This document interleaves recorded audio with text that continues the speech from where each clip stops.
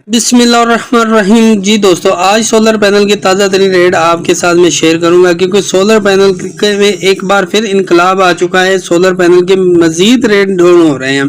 तो आज मैं लाया हूं ताज़ा तरीन रेट लिस्ट आपके सामने, जो सोलर पैनल की आज की रेट लिस्ट है 8 जुलाई 2026।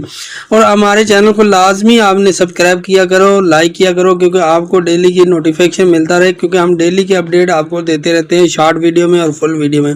चलें बगैर टाइम ज़ाया कि आज की रेट की लिस्ट देखते हैं। सोलर पैनल की ताज़ा तरीन रेट लिस्ट जो पाकिस्तान मार्केट में दस्तियाब है। बेहतरीन ब्रांड इस टाइम लॉन्जी, जो इनको JA कंडेनियन ट्रीना सोलर पैनल है। ये 585 और 580 वाट में आते हैं। N टाइप होते हैं, T टाइप कौन होते हैं।